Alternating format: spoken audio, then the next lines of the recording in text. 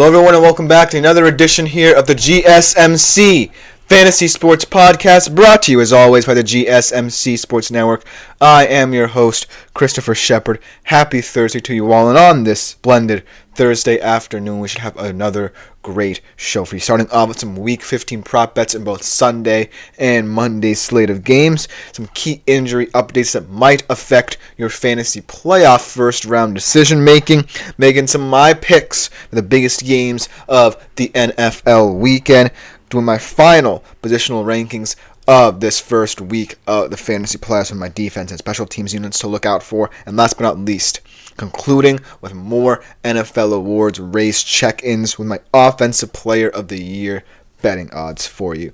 Some guys who are in the MVP race but are looking to win a more realistic award because of the fact that the MVP is a quarterback award, as we all know, of course. But before we get into this fun stuff, let me just remind you, if you want to view more content such as this or more exclusive short content throughout the shows and networks here, consider liking, following, and subscribing to both my show or other shows around the network, as well as the network itself. But if you want to do something a little bit more directly to contribute and interact with the show, consider making yourselves available to the Super Chat, Super Thanks, and Super Stickers features here on YouTube. A great way, as always, to interact with the show at large. Get your opinions out on air. As always, it just makes the show that much better, that much more interactive, and really gets you, my faithful audience, involved. But without further ado, let us jump right into our first segment of today's show, talking about some more prop bets for this exciting weekend of football here. A lot of intriguing games, not just on the Sunday docket, but Monday night as well. And so I decided to draw from a deep pool of these games in order to find certain players who I think can hit certain prop bets for you this weekend, whether in a positive sense or a negative sense. Because right now, every single team, no matter what their record, has something exciting about it. One aspect that I believe can accelerate their fan base. And so, whether or not your team is in the doldrums right now, contending for a playoff spot, or firmly in the Super Bowl contender status, feel like this week is just a fun week if you're a bettor, because you can have a devil-may-care attitude about certain games and just bet for betting's sake. So, I hope to reflect it in my segment as always. So without further ado, let us jump right into my Week 15 props that you should potentially choose to bet upon. Starting off with a quarterback one in one of the biggest games of the NFL weekend in the late window slate. Steelers-Eagles. Let's talk about Russell Wilson. A lot of people can't make really heads or tails about his start as a Pittsburgh Steeler. He does have a 6-1 record, and he's proven that he can make big plays in this offense. This offense looking much more thrilling than they have in recent seasons under the Mike Tomlin era, whether it be because of offensive coordinator ineptitude with Matt Canada or not. Now they look like they're a competent offense with Russell Wilson at the helm. But I do believe that there are some limitations that come with Russell Wilson's game in this matchup against another great defense, in both the run game and the pass game, and the Philadelphia Eagles, who can really disguise coverages, will really test Russell Wilson's deep ball ability and try and generate as much pressure as they can on him to prove that he's no longer the dual-threat quarterback he once was in his Seahawk years. I do think he's going to hit the under in terms of passing yardage in this one. It's going to be a low-scoring game at that, as well as I've talked about through this week. So I'm going to say under 210.5 pass yards in this matchup for us. It's not an indictment of him.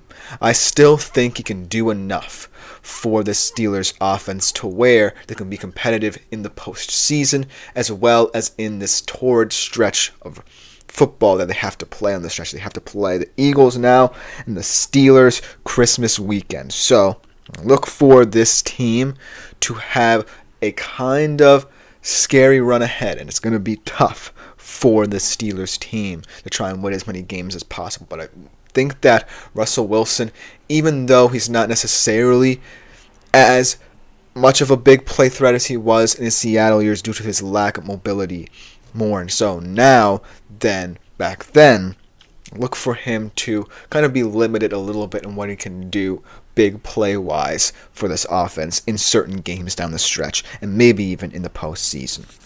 And let's talk about another player in a more positive light, truly coming into his own in his second year in the National Football League for this Minnesota Vikings squad. Let's talk about Jordan Addison.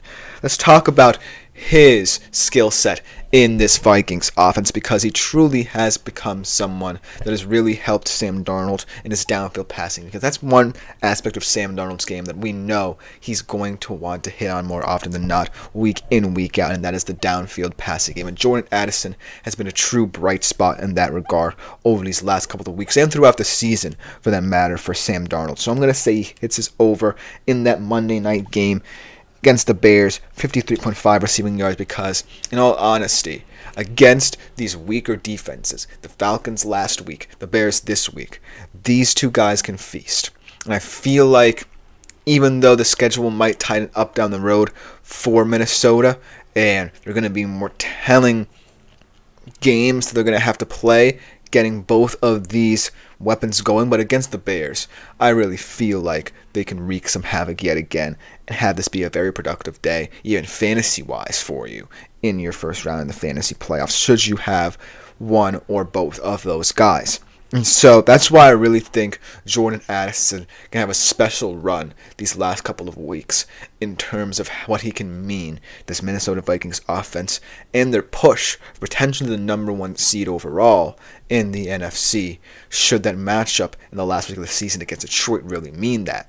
And so that's why I'm looking at Jordan Addison now as a player who's only going to ramp up from here. And if what we saw from that Falcons game as a harbinger of things to come, then I do feel like Jordan Addison's going to become a popular betting prospect in the weeks ahead. Now let's talk about another player who, make no mistakes about it, might just be the MVP of this league if you really get down to hard tacks and disregard position, Saquon Barkley. And we'll talk about him a lot throughout this show. I do believe that Saquon Barkley is going to be the end-all be-all for the Eagles in the stretch run, both toward this end of this regular season and in the postseason as well. We can see it now, where it's become much more of a run-heavy offense, and Jalen Hurts simply does not necessarily have the passing prowess right now to really elevate that passing game. So we're going to see a lot more of Saquon Barkley in this stretch run. Whether or not it makes this Eagles offense a little bit more one-dimensional, we'll have to see. But I do feel like Saquon, in a matchup that's going to be defined by the play in the trenches, is going to have a huge say in it. And this is the kind of game you're going to have to win if you're Philly in the postseason against a team like the Steelers with a dominant defense. Maybe there are not that many tough defenses on the NFC side of things, but you're still going to have to find ways to grind out wins in the postseason no matter what, just because of what certain defenses on that NFC side of the bracket can do to you. And so Saquon's going to have to prove that he can carry the load should Jalen Hurts continue to underwhelm in the pass game, because it's going to get much more tough in the postseason than you think for the Eagles. And if they're truly to be considered Super Bowl contenders, I feel as if he's going to have to stand up. I was going to comment here from Blurby. Welcome to the chat, my man. Pick one.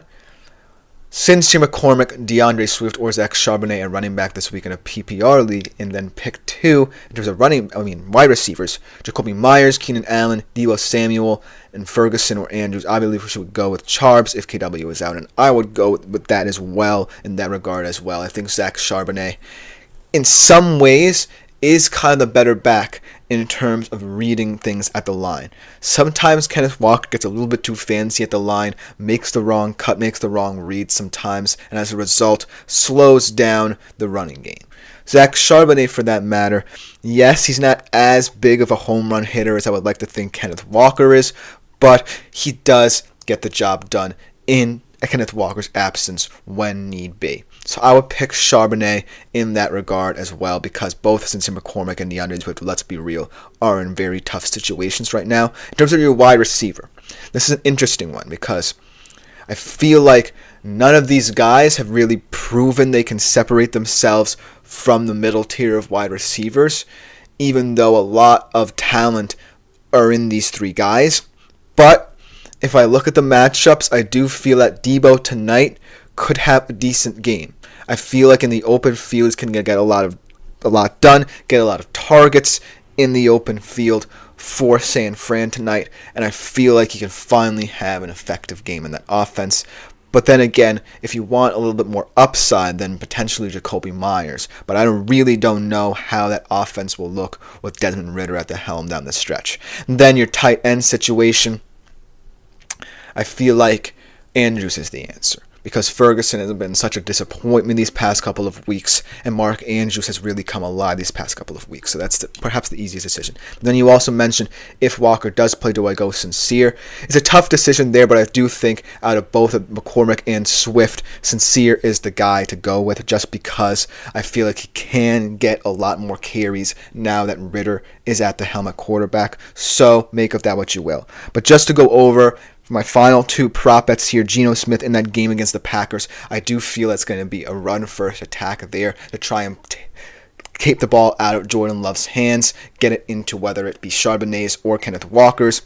And then I feel like Brock Bowers, speaking of Raiders, in that game against the Falcons where they could potentially look a little bit more lively on the offensive side of the football against that weak Falcons pass defense, considering how Desmond Ridder plays, I do think he's going to hit the over as well at 62.5 receiving yards. But to conclude this segment, just going over some final things Blurpy mentioned, only thing I'm worried about is starting Myers with Sincere, but I'd rather go to Raiders than to Bears.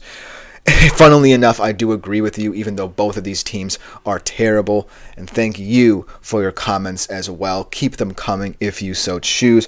But we do have to take a short break, and when we come back, talking about some key injuries that might impact your first round fantasy playoff decision making in this matchup. So we'll be right back after this short break to talk about it.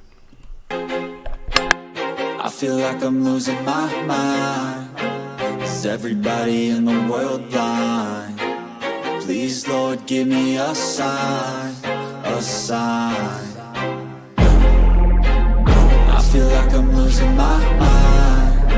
Is everybody in the world blind? Please, Lord, give me a sign, a sign.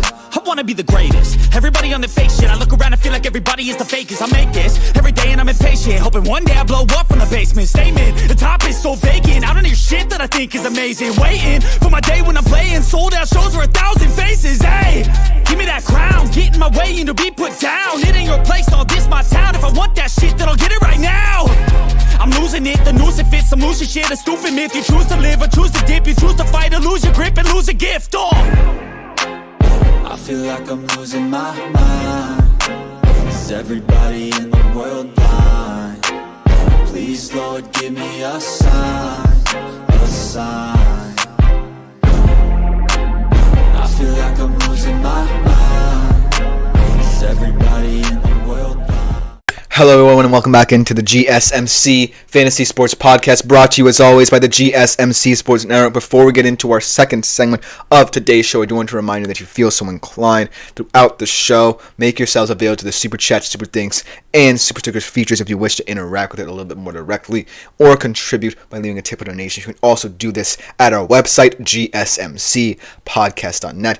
Under here on the ticker on my screen. You can do it by clicking the Super Chat button as well on YouTube. But without further ado, let us jump right into our second segment of the day, talking about some key injury updates that might affect certain decision making for your first round playoff matchup in fantasy. And not for nothing, I do feel that Blurpy's comments actually did affect this segment in a positive manner, because I was worried about how certain people would view these injuries, whether it be in a positive or negative light. Always you have to think about injuries in a negative light, because you always wish for the player's speedy recovery. But from a fantasy perspective, you have to think about it a little bit more analytically. And some of these injuries I was worried about, because these are certainly bad teams we might be talking about here, but it's about the players who are most impacted either positively or negatively as a result that Blurpy certainly suggested in that regard. Without further ado, let's jump right into it. Starting off with a team potential Super Bowl preview matchup here this week for them, but with two key injuries that could impact positively a player who I do feel like needs to get going in this offense. How about Keon Coleman and Dalton Kincaid, two guys who have had on and off injury problems throughout the season. I do believe that both of them will be active in that matchup against the Lions. Don't quote me on that because I will have to check. But ultimately, if one or both of them do not play in this game, I do feel like Josh is going to trust, Amari Cooper a little bit more. Because I feel like now is the time when, if you're the Bills and you know that you're capable of playing two different styles, look into what Amari Cooper can bring to you. Because I feel like right now he's not necessarily hurting the Bills, because we know that Josh Allen can carry this team on his back, James Cook can go off, and they have a very talented skill core. But he's not exactly really helping them either. Because if this were the case, and Amari Cooper was excellent each and every single week, then it would be a no-brainer as to who my Super Bowl pick would be. But right now, the reason why I slightly favor Detroit in this matchup is because if Josh Allen doesn't trust Amari Cooper, chances are this Bills defense will continue to decline and you're going to have to play shootout football, which the Bills are built for, but you don't necessarily want to get to that point all the time. So, in this matchup, look for Josh Allen to try and trust Amari Cooper a little bit more. Obviously, you know you still have Khalil Shakir, and we know what he can do after the catch. You still have James Cook in the backfield, and we all know how hot he can get. But I do think that the Bills' season revolves around the development of Amari Cooper in this offense. So, if both of those players are absent, like I said, Coleman and Kincaid, look for potentially Amari Cooper to really have a decent game. And then another injury that was alluded to in that last episode through Blurpy's comments, I thank you for them again, talking about K9, because a lot of people are on the Zach Charbonnet hype train after what he did last week against Arizona. So should K9 not play in this very pivotal matchup against the Packers at home, which we'll talk about later, I do feel like Zach Charbonnet's value is going to skyrocket. And not for nothing, I was completely wrong about him. I do feel like people are really buying into what Zach Charbonnet can do outside of the stylistic nature of what Kenneth Walker does. Because, let's be clear here, the offensive line has been absolutely horrid as a Seahawks fan in terms of run protection, both in short yardage and in long yardage situations. But I do feel that out of both of these guys, Zach Charbonnet does have better vision. He's not someone who's just going to make too many cuts and try and get fancy at the line. No. When he sees the coverage, when he sees what his O-line is doing for them, he makes the correct reads and he just runs as much as he can. He runs to gain yardage, not to necessarily try and house it, even though we know he has that ability after that long run against Arizona. So that's why I feel like a lot of people are really excited and thrilled that Zach Charbonnet is getting this chance. So I do think his value is still viable this week against Green Bay, against a much tougher defense, because I do feel like Seattle wants to build something in the run game as well there, because they want to definitely take pressure off Geno, even though he's lived up to the pressure and overcome the pressure these past couple of weeks without throwing interceptions. But I do feel like in order for Seattle to ultimately win this division, it's going to come down to the run game and how it develops. And was a positive sign of improvement last week against Arizona, carrying over into this very pivotal week against Green Bay. So, if K9 is absent, then potentially Zach Charbonnet can have another big day for you. Let's talk about two quarterbacks. Very, very bad teams and bad situations all around, but still, potentially opportunities could abound for certain players here. So let's talk about Derek Carr and Aiden O'Connell. Let's talk about Derek Carr first, because ultimately a lot of people can become excited again, potentially, about Alvin Kamara. because a lot of people might be disappointed in Alvin Kamara this season because of the fact that after that 2-game stretch at the beginning of the season where it looked like he was going to light the league up yet again, to now, he's been highly, highly disappointing for all fantasy football owners who have him. But in the absence of Derek Carr, I do feel like they're going to have to entrust Alvin Kamara a little bit more, because I do like what they have in guys like Spencer Rattler and Jake Haener. In the best moments of his early spot starts for Spencer Rattler, we saw what he could be able to do should they choose that he's the future of the franchise, but I don't necessarily think they will because they are in a very weird space cap-wise. But ultimately, should they decide to move on with him on their roster, they can see that they have a guy who can make dual threat plays, can extend plays, but most importantly, understands that he doesn't necessarily have to do too much. And obviously, the issues will still be there, no matter who takes over the reins to close out the season for New Orleans. But ultimately, I do feel like Spencer Rattler, out of both of those guys, him and Haener, can rely a lot more on Alvin Kamara. And we saw it a little bit. He tried as often as he could to get the ball to Alvin Kamara. And through no fault of his own, and through no fault of Alvin Kamara's own, their offensive line simply couldn't hold up. But now in the second go-around, I do feel like both of them now know a little bit more about each other and know how much they're going to have to rely on each other as a result.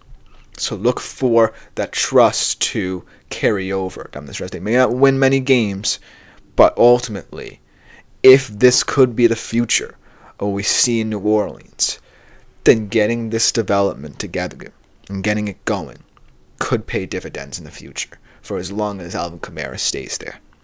So that could be a positive development for Alvin Kamara owners in this fantasy postseason. And let's talk about Aiden O'Connell, another kind of illusion that Blurpy made.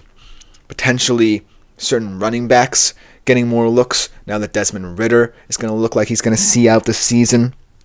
And ultimately, I feel like this is an ominous sign as to the state of the Las Vegas quarterback room. Because I feel like if you look ahead, yes, it's certainly positive in terms of who you could get as a reward, technically, in the 2025 NFL Draft, but I do feel like it's harrowing.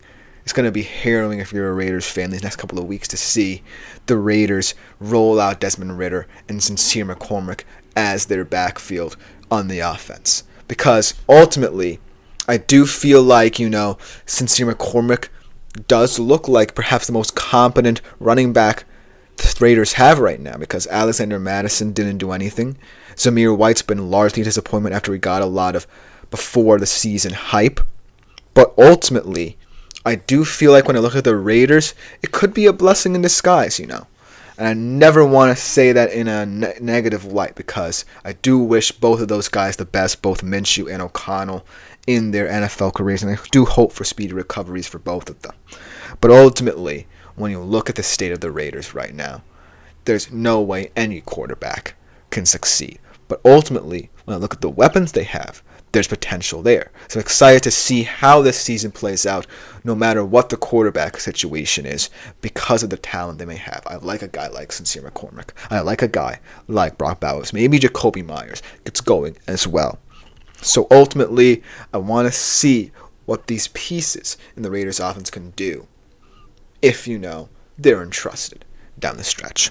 And last but not least, let's talk about the disappointment and this ultimately sad situation with Jonathan Brooks here. Because I talked about Jonathan Brooks before the season and what his injury situation could mean for the Panthers' running situation this season. And now that he came back after a much longer stay in the PUP list than a lot of people expected, he suffered another injury. But ultimately, it's not like it's as bad a situation for the Panthers' running game as people think, because Chuba Hubbard has been reinvigorated these past few weeks after the reinstallment of Bryce Young with the QB position. And I feel like, when Jonathan Brooks gets fully incorporated into this offense, it's going to remain that way because both of these guys bring different elements to this Carolina Panthers running back room. When Jonathan Brooks is healthy, and as a Texas fan, I saw this in his senior year, he can get open in the receiving game. He can get downhill in a hurry. He's a fantastic red zone back as well. And he complements Chuba Hubbard as well because Chuba Hubbard also brings that physicality. And so if you have two very workman-like backs with one who has more of an explosive side to him, then chances are this backfield can get going in 2025. And I feel like as a result, Bryce Young's only going to gain more and more confidence in these two guys and thus get better and better. And so even though it's kind of a bad situation for Jonathan Brooks to start his NFL career, I'm excited for the long-term future of that Panthers backfield because I know what it can look like when both of those guys are out there. So ultimately, this is more about monitoring the long-term situations of these injuries, but ultimately, it may have you rejigger some things for your roster for the first round matchup in your fantasy postseason. But let me know what you think about them in the comments below. Coming up next, though, I'm going to be making my picks for the biggest games of the NFL weekend. Should be an exciting segment. We'll be right back after this short break to do it. Looking for your daily fix of sports talk without having to pay for it? GSMC Sports Network is available on YouTube. Just search GSMC Sports Network. Get your fix of daily sports talk shows on YouTube, absolutely free. NFL, college football, NBA, MLB, MMA, UFC, fantasy football, and so much more. GSMC Sports Network has shows running all day long, with new sports shows starting every 2 hours. Just like on your favorite cable sports channel, except GSMC Sports Network is absolutely free. Just search.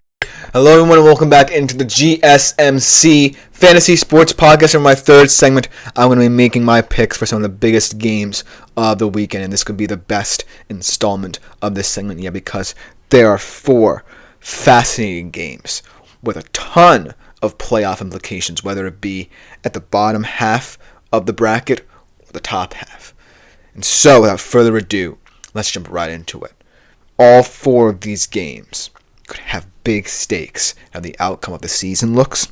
So, I'm going to be as excited as possible for it, and I hope you guys follow suit in the comments as well if you so choose. Without further ado, like I said, let's start off with this potential Super Bowl matchup we kind of got into a little bit earlier in today's show.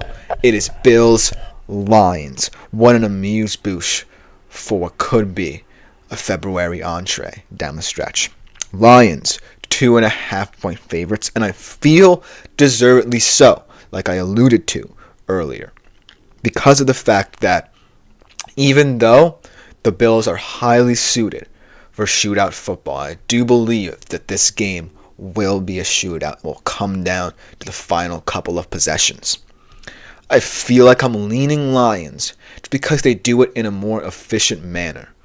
And I feel like this Bills defense is a little bit too staid going up against certain offenses. They're a little bit too structured going up against these efficient, hyper-focused offenses.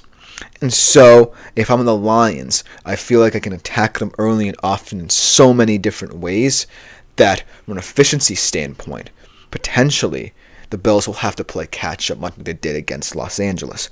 But the reason why I'm picking the Bills to cover is because the Bills are apt to keep up. This is a team built to play much like Detroit. And so, in that manner, against another depleted defense in Detroit, the Bills can almost certainly cover this spread here. I do think the Lions will ultimately end up winning just because in terms of time of possession, I think they win that battle. And their special teams unit is a bit better, and that will matter in this matchup as well. But ultimately, what I'm looking for is high caliber play from both of these offenses. Because if this truly is the Super Bowl matchup we see in February, look for an exhilarating, thrilling Part 2. And if it turns out that this game is shockingly low scoring, I'll accept that too. Because what it tells me is that both of these teams are primed for playoff football. If you're Detroit, you know that you can rely on this next man up mentality that Dan Campbell has employed throughout his tenure and rely on your depth to carry you far. And if you're the Bills, it proves that that LA game was just a fluke where your defense was horrid on third down defense, and ultimately the Rams played a perfect game to beat you. And so that's what I'm looking for in this game, whether it's high scoring or low scoring. But that being said, I'm going to go with the latter because it will make for the more thrilling game. And I'm going to take the Lions in a, let's say, it's another 44-42 type game. Potentially maybe a 42-41 type game. But let's say it's the same result we saw in that Bills-Rams game. But I do think the Bills will cover just because I know what this offense is capable of, and we saw it in that game against LA. Now let's talk about a game in the AFC that has a lot of importance in the wild card race. Colts-Broncos. Two young, exhilarating quarterbacks looking to be the future and faces of their franchises. For the Broncos, it's Bo Nix, who, yes, might be a little bit overhyped at this point in the season, but still has been playing exceptional football in a very tough system to learn under Sean Payton. On the Colts side of things, you have Anthony Richardson, a guy who can be the most exciting quarterback in the NFL at times, but is too inconsistent, too raw, and ultimately hasn't played that often to really assess. And so in this matchup, the Broncos easily, as 4.5 point favorites, will win this matchup. And ultimately, I do want this to be an exciting game. And there will be moments where Anthony Richardson is doing things correctly. He's making right reads. He's making exceptional throws that a very few number of quarterbacks can make in this league. But the Broncos are the better team. And I'm not necessarily saying that Bo Nix right now is the quote-unquote better quarterback, but he is playing better and has shown that he can mature into the NFL. And yes, while I can't necessarily give Anthony Richardson that benefit of the doubt because we haven't really seen him that as often as Bo Nix, surprisingly enough, in the NFL, I do feel like that matters in this matchup, even though this Colts team has proven that even though it does not look like a playoff team wholeheartedly, that there are bits and pieces of this roster that play playoff caliber football. And so, even if they put it all together, it's going to be kind of interesting to see if the Colts can truly hang with a fellow wildcard hopeful. Because right now, I just think the Broncos are a couple tiers above them in how they play.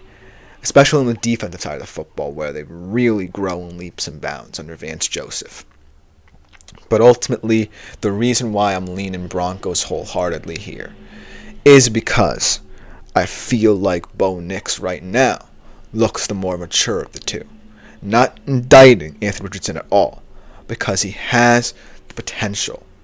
But ultimately, it's too raw to win a game like this in an important matchup for his team. So that's why I'm taking the Broncos as 4.5 point favorites. And then another game, a cross-conference matchup with wild card implications.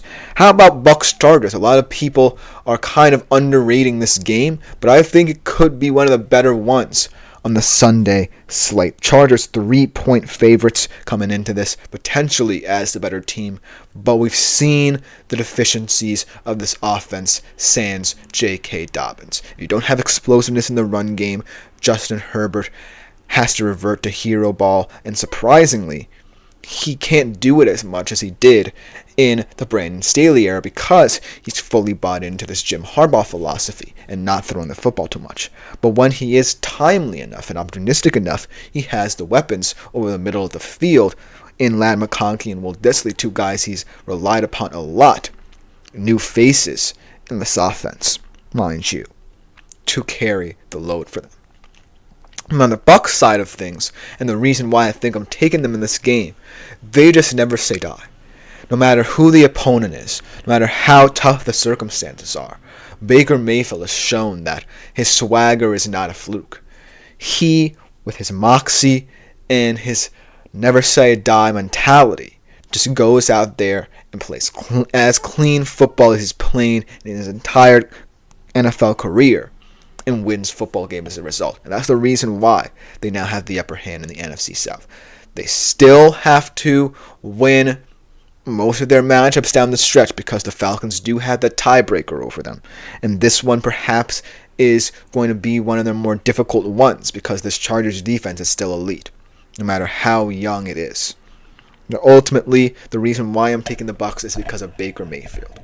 And because of the fact, even in dire circumstances, without one of his top receivers in Chris Godwin, he relies on the depth of this team. And we can't necessarily say that about a lot of quarterbacks in these situations. So look for the Bucs to spring a semi-upset here against a Chargers team that have not necessarily been in this position before, where they're fighting for a playoff spot with a kind of new mentality, a new offensive philosophy, and hold the house money in this matchup, really, as the favorite. So look for them to kind of tense up a little bit, especially without a player who could really have been a difference maker in this game in J.K. Dobbins. So that's why I'm taking the Bucs in this matchup, shockingly. Just because I feel like, right now, they have a ton of momentum. And so they're just going to continue to use that momentum and grow into this game. And the final matchup, one I'm really, really thrilled, is coming back to the NFL. This time with Geno Smith and Jordan Love headlining it in the PNW Packers-Seahawks, one of the most underrated NFC rivalries of the past 2 decades. And the reason I love this game is when it takes place in Seattle, magic happens. I can't forget, as a Seattle Seahawks fan, the Fail Mary in the 2015 NFC Championship game. 2 of the most legendary games in Seattle Seahawks history. And so that's why I feel like Seattle certainly can buy into that magical atmosphere, buy into the 12s being behind them in this perhaps the most important remaining game in their season, despite them playing the Rams potentially for their NFC West lives in the final week of the season. I feel like this is the most important game. But then the Packers, you look at them and you say, well, they're 1-4 against teams with a winning record in the NFC, but they have so much balance on offense, and Josh Jacobs is playing lights out football at the running back position, and Jordan Love has looked fantastic ever since coming back from that week 1 injury. And you say, well, Seattle certainly in this matchup historically have just been the better team. But I do feel like this is one step too far for them, maybe. And the Packers are 2.5-point favorites on the road here. So I have to give them the benefit of the doubt. And so, in this very tough matchup, I am going to take the Packers here, proving that I'm unbiased here. Because at this moment, I feel like the Seattle defense really has started to get Mike Macdonald's vision here and employ it on the field. But this Packers offense is a different breed. Because if you stop one thing, you stop one aspect of it, another thing can quickly get going. So it's going to have to come down to if Seattle can limit the run game and pressure Jordan Love enough. If they can't do one or both of those things, then chances are the Packers have the upper hand, and I'm right in my assessment. But I do still have faith that potentially Seattle can slow down at least one of them. But ultimately, this Packers offense is versatile enough to get another aspect going of that offense. So that's why I'm taking the Packers here as a Seahawks fan. I hope it's another fantastic installment in this rivalry. I'm excited to see this rivalry come back. But ultimately, what a slate of Sunday games. What a slate of weeks we have ahead in this NFL season. But coming up next, I'm concluding my positional rankings for this first round playoff week with my defense and special teams units to monitor. Hope you guys enjoy it because it could be the final such segment we do on this show. But we'll be right back after this short break to cover it.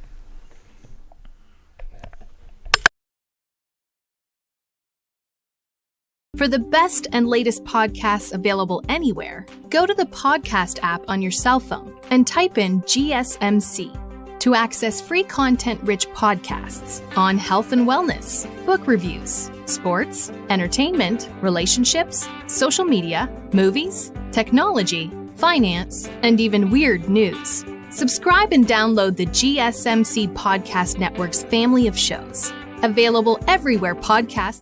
Hello, everyone, and welcome back into the GSMC Fantasy Sports Podcast, brought to you, as always, by the GSMC Sports Network. And for our fourth segment of the day, this will be the final such segment we do here concerning my positional rankings. It's been a pleasure, if that is the case, to bring these positional rankings to you all. I'm thinking I might just do it for the second round matchup and call it a segment when we get to that point. But ultimately, if this proves to be the last time, I appreciate all your help with this segment. I appreciate all your support of it as well.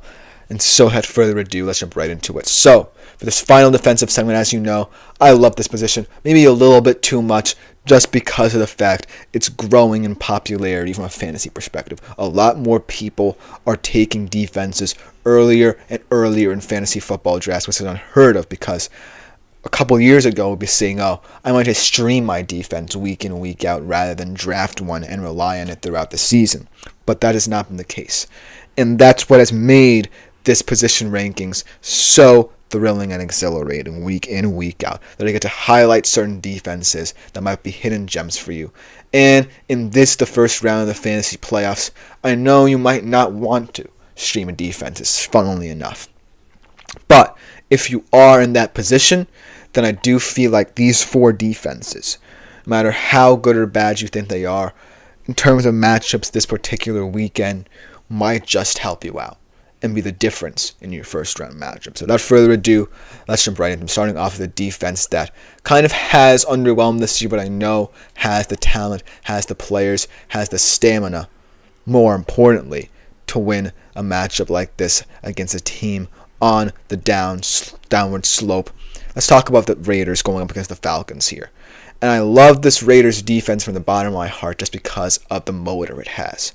Antonio Pierce, not for nothing, no matter how bad of a football coach you think he is, has given this defense a reinvigoration. And I do feel like it stems from the play of a guy like Max Crosby, who was the heartbeat of that defensive unit. But I do like a lot of the pieces here. I do like the secondary pieces here. I like the linebacker core a lot. Spillane has an incredible motor. Going to be an incredible player in this league for years to come, no matter who's coaching him. And against this Falcons team, let's be real here, has completely been quiet on offense these past couple of weeks, to the tune of Kirk Cousins having no touchdown passes and 8 interceptions. I feel like this is the time we get to see what this Raiders defense is going to be for many years to come throughout their rebuild. No matter if Max Crosby all of a sudden decides to up and leave, I still love this defense because of its toughness. This definitely feels like a Las Vegas Raiders defense that fans can get behind. And no matter what their record is, I know that this unit has the opportunity to deliver week in, week out because of the talent and reliance on that talent in this unit. So look for them potentially in a stunning upset here to overwhelm this Falcons offense, because granted, I don't right now for the life of me feel that this Falcons offense is going to ever get going again. And it may come down to a quarterback change from Kirk Cousins to Michael Penix to potentially get it going, potentially maximize his potential for the rest of the year. But ultimately, I don't even know how Michael Penix will look right now in this offense if Kirk Cousins can get it going. So look for the Raiders defense to potentially be surprising. As Tap to Learn comes into the chat as well with start Broncos versus Colts or Commanders versus Saints. I do think that the Broncos defense in this matchup is another potential sleeper pick. As always, throughout the season they've been. But I do have the Commanders defense, and I'll talk about them right now because you stole the words out of my mouth, on my list for this week against the Saints. Because I feel like, the Saints have a lot of potential, funnily enough, in their two backup quarterbacks. And I don't know what that potential is, and don't know whether or not they'll truly trust that potential in the long-term future. It might be wise of them to do that in terms of salary cap-wise, but ultimately, it's not necessarily going to come together for them this season. And the Commanders, yes, they've not necessarily been the best defensive squad. They're starting to round into form. They're starting to trust their youth and experience. Bobby Wagner being a visible leader these past couple of weeks for them. And ultimately, they're rounding into form and coming off the bye. Perfect opportunity to have a get-right game yet again after their first one 2 weeks ago against Tennessee. So I do think the Commanders are a viable option, but thank you for bringing up the Broncos as well, because, as always, they have been a surprising defense to rely upon from a fantasy perspective this season. So thank you for that suggestion as well, and hopefully people take that advice to heart when they're talking about these matchups as well.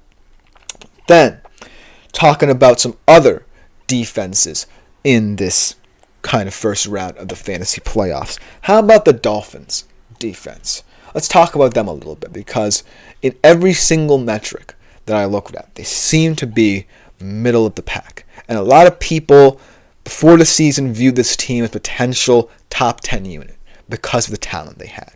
They had Bradley Chubb, Jalen Phillips coming off of a career year despite that Achilles injury. You had Jalen Ramsey coming back. You had excitement in the secondary with Javon Holland, with Jordan Poyer. You lost a couple of those pieces with Poyer going and Christian Wilkins leaving as well up front, but you still had the depth you needed to maintain your defense. That being said, they've had some impressive moments, but last week against the Jets kind of showed that this defense is liable for a stinker of a game. But against this Texans offense that I don't really think is that real right now. I don't think they have the structure needed to truly be a playoff contender. And they've proven that they can get got within their own division even, and in terms of, comeback victories. We don't want to talk about that one if you're a Texans fan. But I do feel like the Dolphins' defense in this matchup is not going to be as overwhelmed as they seemed sometimes throughout the season. Not for nothing. In most of their losses, their defense were the ones keeping them in those games. Because of the fact that without Tua, they were a little bit lifeless. And it wasn't their fault. If I remember correctly, in that game against the Titans, their defense was spectacular. In that Monday night matchup, one of the first games since when Tua went down. But now, I do feel like this defense feels like they can play spoiler or maybe even get into the postseason themselves with their play. And if they complement this offense, which has looked fantastic ever since Tua's return, then that will just about be enough for them to potentially be a viable threat down the stretch. So look for the Dolphins' defense to really round into the top 10 unit we thought it would be to close out the season. Because they have the pieces, like I said. Bradley Chubb is still there. Jalen Ramsey's still there. So it's just about coalescing and, most importantly, complementing the best of what this offense can do. And the final defense I want to highlight, we've highlighted this defense for many weeks now as one of the most underrated defenses in the league. This is my potential long shot of the week, and they've been one of my long shot picks week in, week out. My deep sleeper of the season, potentially. One defense that I've always loved highlighting week in, week out. The Tennessee Titans. The number one pass defense in the National Football League, going up against one of the best passing offenses. The best pass offense in the National Football League against the Bengals. It is the toughest matchup they'll ever face this season, but I do feel like in terms of how they can attack this Bengals offense, it's going to come down to how you pressure Joe Burrow. If you can't generate pressure on Joe Burrow, then chances are you can get shredded. But if you get consistent pressure with your front seven, consistently get pressure on Joe Burrow, force him out of structure, then maybe you can generate plays. Much like what the Dallas Cowboys did this past weekend, where they did force Joe Burrow to win the game with his legs and with scrambling abilities. So, with this defense, Yes, there have been moments where they've shown vulnerability if key pieces are not there or injured, like with Jarius Sneed. He was a big part of the success of that pass defense early on. If that shows through in this one, then I could look very wrong right here. But ultimately, when I look at this Titans defense, and what they've been able to do with this kind of moribund offense they have to complement, they've really, really overachieved this season to the point where they're looking like a defense that, once the offense gets a little bit more competent and reliable, can truly complement this Tennessee Titans team's future. Because I feel like it's worth investing in a unit that is showing this much heart when you're this bad. And so that's why this Titans defense just enthralls me so much this season especially, because they weren't expected to be this dominant. But this team really can improve next season if they choose to invest correctly. I don't necessarily know if that means relying on Will Levis for another year or tapping into the draft, no matter how horrible this quarterback class looks outside of Sanders and Ward. But I do think there's potential to be had in this football team. And so I've always wanted to highlight the unsung heroes of fantasy, and the Titans defense has been one of them all year long, and it will continue, hopefully, for many years to come as they rebuild their team. But ultimately, I hope you guys have enjoyed this defense and special teams rankings. It's been one of my favorite positional rankings to do week in, week out, just because I love the defensive position. From a fantasy standpoint, gonna get the respect it continues to deserve. But coming up to conclude today's show, unlike other times where I previewed the Sunday Night Football game, even though it involved my team this week, I'm looking at another NFL awards race, another exciting one at that. My Offensive Player of the Year odds here. There's some of the 5 betting favorites for this award, potentially a quote-unquote pity award. We'll talk about what that potentially means when we come right back after this short break.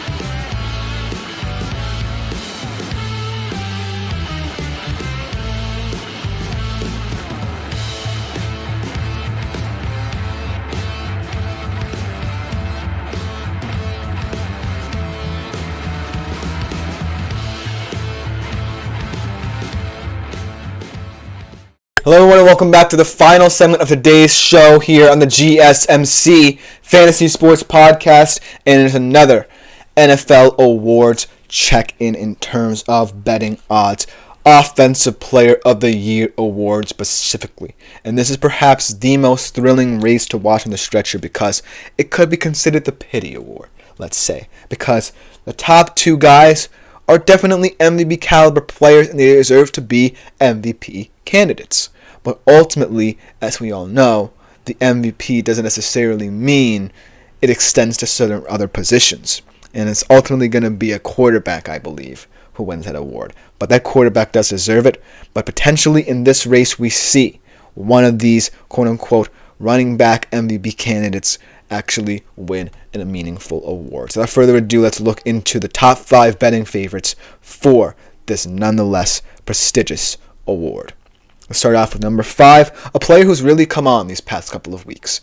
Really has completely turned his career around with a new home and this new style of play that he's employed for this playoff contender. How about Josh Jacobs at number 5. Plus 6,000 odds, obviously a little too late in terms of potentially winning this award. But what he's done this year to completely turn his career on its head has been nothing short of incredible. And I respect him for his maturity in this Green Bay Packers offense, his development in this Green Bay Packers offense, because ultimately the Packers have historically not necessarily relied too much on the running back position. They've had some great running backs over the past couple of years, and ultimately not necessarily someone this kind of revolutionary for them, this kind of important and integral to the success of their offense. So he completely deserves to be in this conversation, one of the league leaders. I believe he's in the top 5 potentially, if not definitely the top 8 running backs in terms of rush yards this season. So I do feel like his candidacy is warranted and his betting status is warranted. But ultimately, I do feel the fact that these other 2 running backs ahead of him, because of their MVP caliber type seasons that they've been doing all season long for much more run-heavy offenses, come into play here. And that's why he does sit 5th overall in terms of betting perspective. But ultimately, nonetheless, an incredible season for an incredible player in a career year after it seemed like his career was on the downward slope. And so that's why I feel like him being 5th makes so much sense because of what he looked like before the season and the outlook of his career more specifically looked like before the season. So he ultimately deserves, but I don't necessarily think that he's done enough to supplant the other 2 running backs in this race. But nonetheless, a very exciting candidate that I was really excited to see on this list. Hopefully he doesn't go off against us, though. Then number 4, obviously the MVP favorite right now, Josh Allen at plus 2,500. And the fact that he's even 4th in this race just goes to show how incredible of a player he's been, and the season he has had. Because of the fact that, yes, this offense was tailor-made so that he didn't have to do too much. Because of certain injuries, Josh Allen had to become Superman in certain games yet again, and he's done it in spades. He's had less stinky-like games, or stinkers as we call them here at the GSMC Podcast Network, but ultimately, he has proven that no matter what style of play the Bills employ week in, week out, that he can play fundamentally sound within those systems. And his turnovers this season, being completely reduced from where they were last year, have proven that. Because part and parcel as to why he's never won an MVP award to this date has been because of those turnovers. Because we know how incredible he is, but the fact that he is so turnover prone kind of limited his MVP candidacies over the past couple of years. But now, the fact that he's only thrown 5 picks, not necessarily fumbled the football as much this year, proves that he's a viable contender on both fronts, in both the MVP and Offensive Player of the Year. But that being said, a quarterback can't win both awards this season, sadly, even though he definitely could, and it would prove that he's become the face of the league, because I do think he is right now. But the other 3 guys, certainly because of the fact that the NFL has to award these positions somehow, get better status than him in terms of the betting perspectives so far. But he still remains in this list as a viable contender on both fronts, and it's shocking to see a quarterback rated this highly for an Offensive Player of the Year award this year. Number 3, a guy who you have to put in, even though his team has not performed consistently this season, Jamar Chase. Only wide receiver right now over 1,100 receiving yards this season. That's incredible. CeeDee Lamb, the 2nd leading receiver in the league, shockingly as well, and could potentially be a contender on this front as well in another bad offense this year. The only receiver over 900 even. So that's unheard of, the fact that Jamar Chase has so separated himself from the pack. But ultimately, at plus 1,600, I feel like if this season were a little bit more consistent for Cincinnati, maybe not even to the point where they're playoff contenders, maybe that they're a 9-8 football team in the periphery of the playoffs, which they still could be, but I don't necessarily see it down the stretch, then he definitely could have won the award. But he's sitting behind 2 very special running backs, that have defined our generation and really have proven that they deserve this award over these other candidates. And so I can't really see a world where Jamar Chase makes a last-minute surge here, unless, they do win out and somehow, some way, miraculously sneak into the postseason, which I don't really see happening. But ultimately, Jamar Chase deserves credit for the season, deserves his flowers, even though his season is being wasted, as well as Joe Burrow's, because if not, then both of these guys will be definitely worthy of MVP and Offensive Player of the Year candidacy. But ultimately, they might just get one award out of this season, which is Comeback Player of the Year award for Joe Burrow, in my opinion. But ultimately, you can't discredit outstanding offensive output this year from this guy. And even though he's not going to win the award, I do feel like he deserves to be, at least in the conversation, because you have to acknowledge the league's leading receiver year in, year out for their performance, no matter their record, no matter their status. And so that's why Jamar Chase should find himself in an advantageous position in this award race, but not necessarily as the front runner. Then number 2 here, a guy who I feel like could have moved down the ranks a little bit, definitely still very much in this race, but ultimately has kind of lost his luster these past couple of weeks, with Derrick Henry at plus 420. Now, Derrick Henry was someone who, before the season, I completely misdiagnosed in his transition to Baltimore, because at 30 years of age, I thought he was going to negatively impact this team as a quote-unquote defined running back, when in fact I liked the more committee approach they had when Dobbins and Edwards were there, but he's proved me wrong in spades. But the reason why he sits behind Saquon in this race is because of the fact that Baltimore doesn't necessarily utilize him through the entirety of a game, if that makes much sense. Because I feel like Baltimore, much more so than Philly, can utilize Lamar Jackson's deep ball threat. They definitely have, I believe, worse receivers than Philly, which kind of leads to the point that Saquon leads this race hands down. But ultimately, what Derrick Henry has done in a little bit more pass-heavy offense there in Baltimore this season is nothing short of incredible, and that's why he sits at number 2. But because of the fact they don't necessarily implement him in their game plan as often and as wholeheartedly and well-rounded as Saquon, that holds him back. Because when I think of running backs who win this award, yes, they've been dominant. Yes, you think of guys like Sean Alexander, Adrian Peterson of bygone eras, maybe even an Eric Dickerson if we go that far back.